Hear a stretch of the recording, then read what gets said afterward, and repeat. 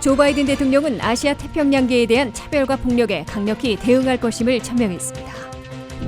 4차 현금 지원은 일회성으로 한 번 더 지급하되 늦으면 10월에나 가능할 것으로 예상되고 있습니다. 조 바이든 대통령의 코로나 대응과 경기 부양책은 높은 지지를 받은 반면 불법 이민자 문제에 대해서는 낮은 지지율을 보였습니다. 미국에서도 5월 중순쯤 백신 여권이 발급될 것으로 보입니다.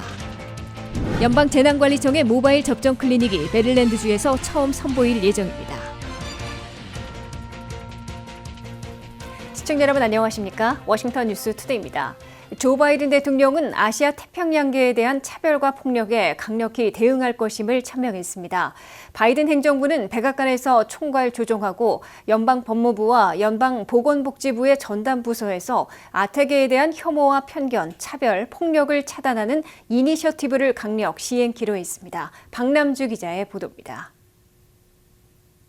애틀란타 총기 참사로 한인 여성 4명을 비롯한 6명이나 목숨을 잃은 사태를 계기로 바이든 행정부가 급증한 아시아 태평양계에 대한 혐오와 폭력을 근절하기 위해 강력 대응하고 나섰습니다.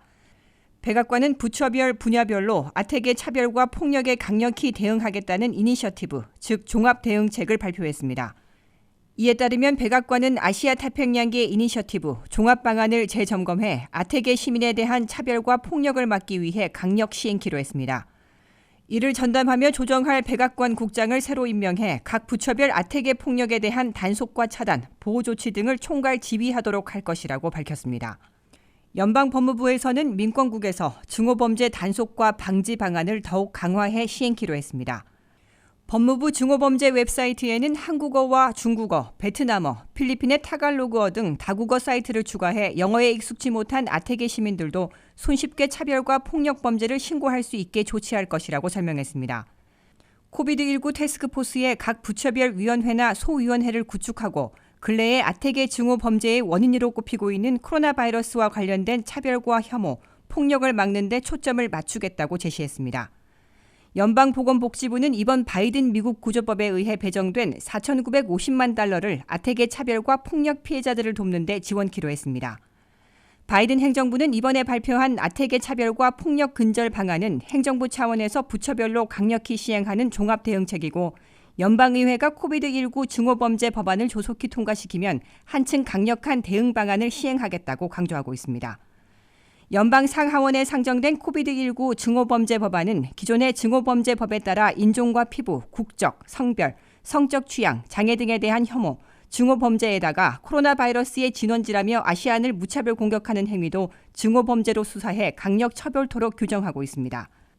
이 법안은 또 증오범죄로 여겨지는 사건이 발생하면 연방법무부가 1명 이상의 전담 요원을 임명해 해당 지역 사법당국과 증오범죄로 신속 수사하도록 의무화시키고 있습니다. WKTV 뉴스 박남주입니다. 미국민들에게 현금을 직접 지원하는 4차 직접지원금은 코로나 사태의 변화로 매달보다는 일회성으로 한 번 더 지급하되 늦으면 10월에나 가능할 것으로 예상되고 있습니다. 미국민 4차 현금 지원은 4월 하순에나 공개되는 휴먼 인프라 투자에 포함되고 민주당의 독자 가결로 승인하려면 새 회계연도가 시작되는 10월 1일 이후에나 가능하기 때문입니다. 보도에 한면태 기자입니다.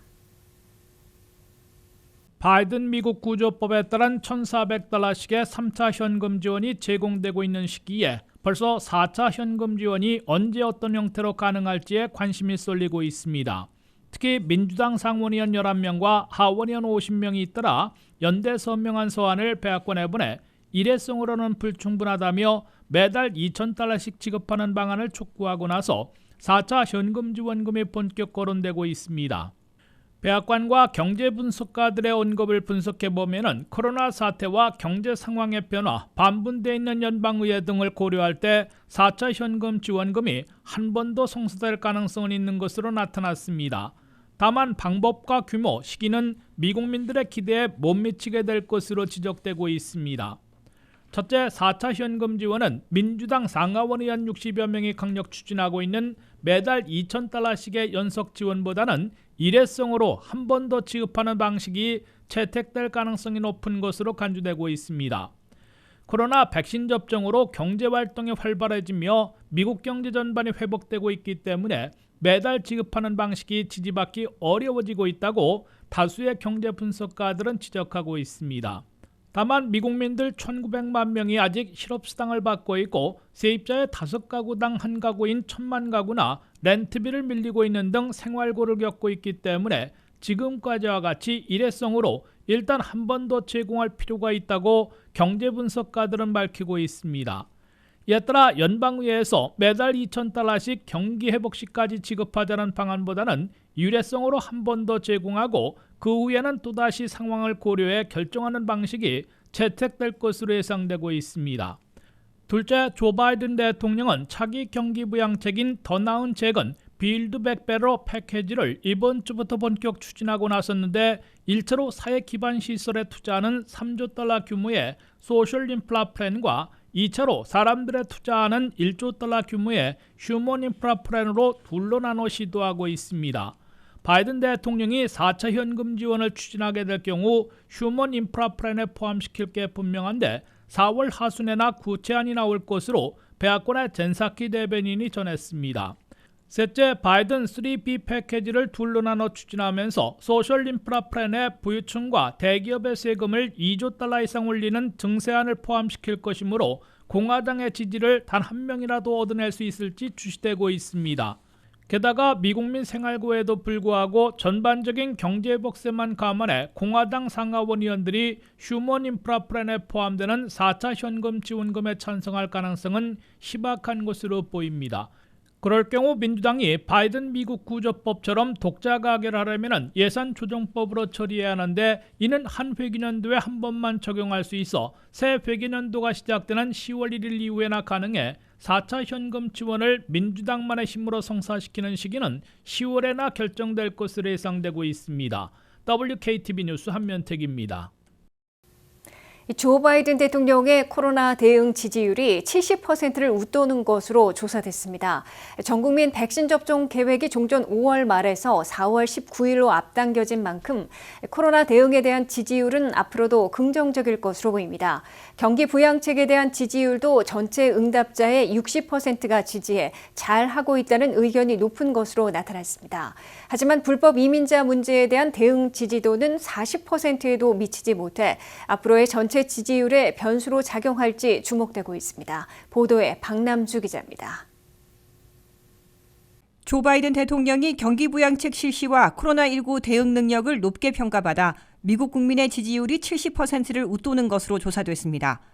백신 접종이 가속화되면서 코로나 종식에 대한 기대가 커지고 경기 부양책으로 현금이 속속 도착하고 있는 만큼 바이든 대통령의 국정 지지율에 높은 점수를 주고 있는 것으로 보입니다. 미국 ABC와 여론조사 업체 입소스가 지난 26일과 27일 517명을 대상으로 실시한 여론조사 결과에 따르면 바이든 대통령의 코로나19 대응 지지율은 72%로 나타났습니다. 이는 조 바이든 대통령이 $1조 9천억 규모의 바이든 미국 구조 계획을 통과시키기 직전의 68%보다 4%포인트 오른 수치입니다. 지지하지 않는다는 응답은 28%에 그쳤습니다. 바이든 대통령은 취임 첫날부터 전 국민 코로나19 백신 접종을 국정 최우선 과제로 삼아왔습니다. 질병통제예방센터 CDC에 따르면 미국 성인 3명 중 1명은 최소 한 차례 이상 백신 접종을 받은 상태입니다. 5월 말까지 미국의 모든 성인의 백신 접종을 마치겠다는 계획은 다시 앞당겨져 4월 19일까지는 미국인의 대다수에게 백신을 접종시키겠다고 다시 한번 백신 접종 목표를 앞당긴 상태입니다. 경기 부양책에 대한 지지율에선 전체 응답자의 60%가 지지 의사를 밝혔습니다. 바이든 행정부는 이달 $1조 9천억 경기 부양안을 통과시킨 데 이어 무려 $3조 규모의 메가 인프라 투자 법안을 준비하고 있는 것으로 알려졌습니다. 반면 불법 이민자 문제에 대한 대응 지지도는 40%에도 미치지 못했습니다. 미국인의 37%만이 바이든의 이민 정책에 동의한다고 답했으며 44%는 반대한다고 답했습니다. 바이든 행정부는 남부 국경 상황을 위기로 생각하지 않는다고 하지만 국민의 62%는 위기 상황이라고 인식하고 있는 것으로 나타났습니다. 국경을 넘는 이주민의 수는 지난 2월 10만 명을 넘어 2019년 이후 가장 높은 수치를 기록했습니다. 특히 미성년자의 경우 72시간 안에 미국 내 가족이나 보호자에게 인계되어야 하지만 그 숫자가 급증함에 따라 인계 절차가 지연되고 있습니다. 전체 미립국 시도 불법 이민자들은 팬데믹 이전 트럼프 시절인 2019년 초 같은 기간에는 31%나 늘어난 바 있어 바이든 행정부 출범에 따른 국경 위기로 볼 수는 없으나 동반자 없이 홀로 미립국하는 아동의 급증으로 국경 위기가 재발된 것으로 간주되고 있습니다. WKTV 뉴스 박남주입니다.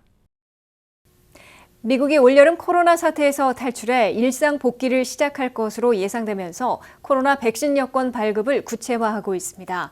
바이든 행정부는 이번 주 안에 백신 여권 기준을 공개하고 4월 중에 소프트웨어를 제시하는 절차를 거쳐 이르면 5월 중순 여행 제한 해제 전에 백신 여권을 발급하게 될 것으로 시사하고 있습니다. 한면택 기자의 보도입니다.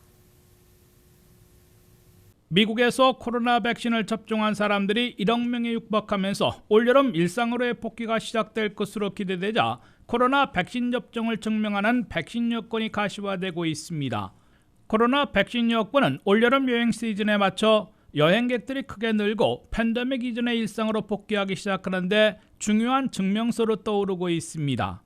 조 바이든 대통령은 취임 100일인 4월 말까지 코로나 백신을 2억 회 1억 명에게 접종 완료시킬 것이며 올여름에는 팬데믹 이전의 일상으로의 복귀를 시작하게 될 것으로 약속해놓고 있습니다. 바이든 행정부는 특히 5월 중순부터는 캐나다와 멕시코 여행은 물론 유럽연합 여행 제한도 풀 계획인 것으로 미 언론들은 보도하고 있습니다. 바이든 행정부는 백악관과 보건복지부, 국방부, 국토안보부를 비롯한 정부 부처들은 물론 의료기관, IT 회사 등 무려 200여 곳의 기관 회사들과 백신 여권을 개발하고 있습니다. 백악관 코로나 대응팀의 제프 지엔츠 조정관은 이번 주 중 백신 여권의 구체적인 기준과 내용, 발급 일정 등을 발표하겠다고 밝혔습니다. 지엔츠 조정관이 지금까지 시사한 바에 따르면 코로나 백신 여권은 간단하고 무료로 백신 접종을 확인해 주게 됩니다. 미국인들은 두 가지 방법으로 백신 접종을 요구하는 곳에서 확인해 줄 수 있게 됩니다. 첫째, 휴대폰으로 신청해 항공 티켓처럼 코드를 받아 요구받는 곳에서 스캔하면 접종 여부를 확인해 주는 디지털 백신 여권 형태로 이용할 수 있게 됩니다. 둘째, 휴대폰이 없을 때에는 컴퓨터에서 종이 백신 여권을 프린트아웃해서 사용할 수 있게 됩니다. 바이든 행정부는 모든 미국인들이 쉽게 휴대폰이나 컴퓨터로 접속해 본인의 백신 접종 기록을 다운로드받아 사용할 수 있는 디지털과 페이퍼로 동시 이용 가능한 백신 여권을 만드는 데 중점을 두고 있다고 밝히고 있습니다. 동시에 개인 프라이버시가 침해되는 일이 없고 벌써 조짐을 보이고 있는 가짜 또는 사기 백신 여권으로 악용되지 않도록 하며 해킹도 철저히 막는 보안 시스템을 구축하는 데 신경 쓰고 있다고 강조하고 있습니다. WKTV 뉴스 한면택입니다. 메릴랜드주에서도 백신 접종 장소가 늘고 백신 공급이 증가되면서 접종이 빠르게 열리고 있습니다. 앞으로 메릴랜드 동부 해안에는 연방 차원의 모바일 이동식 클리닉도 운영될 예정입니다. 연방재난관리청이 운영하는 이동식 클리닉을 통해 교통수단이 없거나 접근성이 쉽지 않은 시골 지역, 그리고 소수, 유색인종들에게도 백신 접종이 이루어지도록 하겠다는 겁니다. 한편 이 같은 백신 접종 노력에도 메릴랜드주의 코로나 감염률은 2주 전에 비해 2배 늘어난 것으로 나타났습니다. 연방재난관리청의 모바일 예방접종 클리닉이 메릴랜드 동부 해안에 올 예정이라고 레리 호건 메릴랜드 주지사와 연방재난관리청 페마가 발표했습니다. 미 연방재난관리청 페마에 따르면 2개의 모바일 사이트는 외딴 지역에 거주하거나 8개 카운티 내에서 사회적으로 취약한 메릴랜드 주민들에게 이번 주 일요일부터 백신을 제공할 것으로 밝혔습니다. 호건 주지사도 연방정부에서 제공하는 모바일 접종 클리닉은 현재 메릴랜드의 이동식 클리닉을 보완하고 가장 취약한 주민들에게 백신 접종을 하게 될 것이라고 밝혔습니다. 지리적 접근성이 낮은 시골 지역 주민들, 공장 근로자들과 교통수단이 없는 주민들을 포함한 소수, 유색인종들을 위해 운영될 예정입니다. 모바일 예방접종 장소는 백신의 냉장 보관이 가능한 32피트 트레일러로 하루에 최소 250회 접종이 가능할 것으로 보고 있습니다. 모바일 클리닉은 한 번에 며칠씩 한 장소에 머문 후 다음 장소로 이동하게 됩니다. 모바일 사이트는 미 재난관리청 페마가 자금을 지원하며 각 카운티와 주정부 혹은 연방기관에서 백신 접종자 등 직원들이 투입됩니다. 이로써 메릴랜드주는 미 전역에서 연방 모바일 예방접종 클리닉을 최초로 보유한 주가 됐습니다. 접종을 원하는 주민들은 카운티 보건부를 통해 예약할 수 있습니다. 메릴랜드는 지난주부터 60세 이상 주민들에게 접종을 시작했고 4월 27일까지 16세 이상의 주민들에게 접종을 시작할 것이라고 밝혔습니다. 오늘부터는 코로나 중증 위험 가능성이 있는 모든 메릴랜드 주민들에게도 백신 접종이 시작됐습니다. 4월 13일부터는 55세 이상 주민들은 물론 식품, 서비스, 유틸리티, 건설, 교통, 금융 등 중요 산업의 필수 인력에도 접종이 가능해집니다. 메릴랜드주는 모바일 유닛을 활용해 접근하기 어려운 지역에 모바일 클리닉을 운영하겠다는 시책을 발표한 바 있습니다. 호건 주지사는 가능한 효율적이고 공평하게 백신 접종이 이루어지도록 모든 자원을 활용해 접종 장소를 늘리고 모든 주민들에게 접종해 나갈 것이라고 밝혔습니다. 한편 메릴랜드주는 이 같은 예방접종 노력에도 불구하고 코로나 감염자 수가 지난 일요일 1,335건으로 112% 증가해 3월 9일 이후 2배 이상 증가한 것으로 나타났습니다. 주 보건부는 지난 일요일 970명의 입원 환자를 보고했는데 이는 제한 해제 조치 당시 765명에서 거의 27% 증가한 수치입니다. 메릴랜드의 23개 카운티 중 19개 카운티와 볼티모어시에서는 3주 전에 비해 감염률이 더 높게 나타난 것으로 보고됐습니다.